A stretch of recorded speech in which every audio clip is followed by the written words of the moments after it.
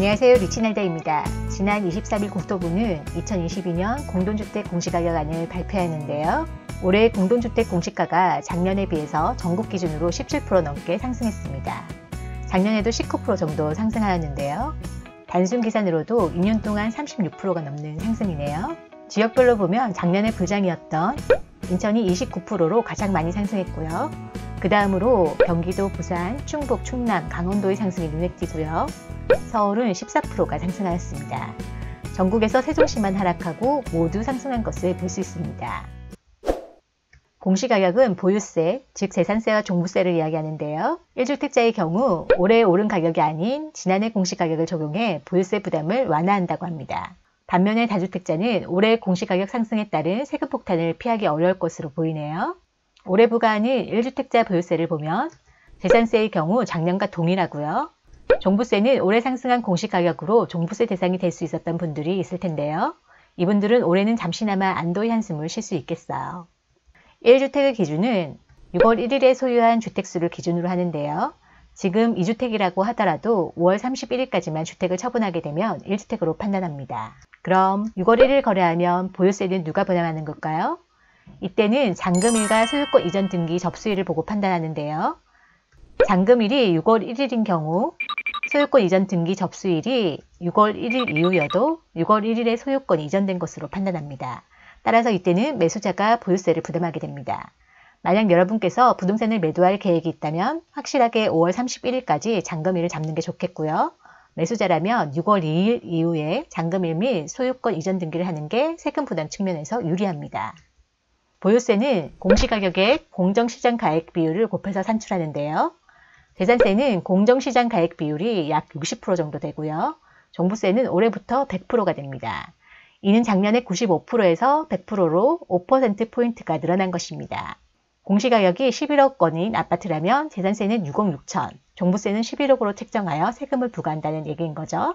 1주택자의 경우 종부세 부과 기준은 공시가격 11억 초과부터인데요. 작년에 공시가 기준이 11억 원, 시세로 보면 약 15억 4천 정도의 이상의 주택인 경우 올해 종부세는 늘어날 것으로 보입니다. 서울의 1주택자 보유세 시뮬레이션 자료가 있는데요. 아리팍의 경우 전용 84제곱미터의 올해 공시가격은 26억 6,700만 원으로 지난해 23억 4천만 원보다 14% 상승하였어요. 이곳의 올해 보유세는 1,883만 원이 부과될 예정입니다. 이는 지난해 1,792만 원보다 5.1%가 증가한 것으로 종부세의 공정시장 가액 비율이 95%에서 100%로 증가한 결과입니다.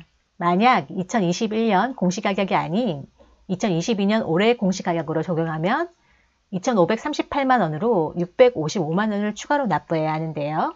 결국 올해만 완화한 것이지 내년에는 2,538만 원 이상을 내야 할 가능성이 많겠어요. 또한 반포자이는 695만 원, 광장현대는 104만 원 이상 증가할 가능성이 많네요. 다음으로 다주택자를 볼까요? 공시가격 13억 8,200만 원인 마포구 마포 레비안 푸르지오와 22억 6,600만 원인 송파구 잠실 주공 5단지를 함께 보유한 2주택자의 경우 올해 예상 보유세는 1억 971만 원인데요. 이는 작년 8,105만 원보다 35.4% 증가한 것으로 2년 전이 2020년 3,358만 원보다 227% 증가한 금액입니다. 정말 엄청난 세금 폭탄이네요.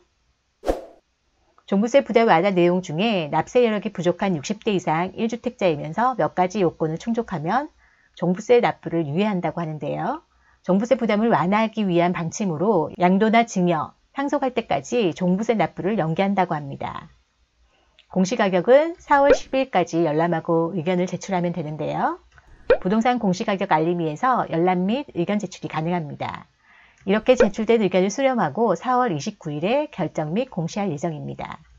따라서 다주택자의 경우 주택을 공시가격 1억 이하라고 매수했는데 혹시 1억이 넘었다면 4월 29일 전까지 잔금을 치고 취득세를 납부해야 1%로 취득이 가능합니다.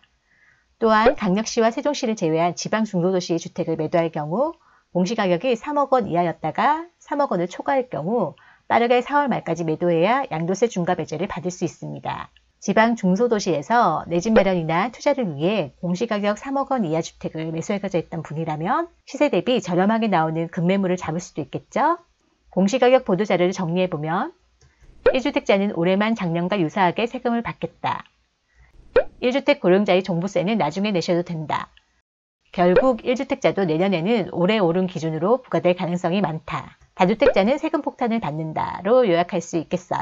이런 1주택자의 완화 조치들은 6월 지방선거를 앞두고 표심을 신경쓰고 나온 임시방편의 조치라는 지적이 많은데요. 윤석열 단성인께서는 2020년 수준의 공시가로 돌리겠다는 공약을 발표했었죠. 2020년 수준으로 돌리려고 하면 조세특례 제한법은 법을 개정해야 하는데요.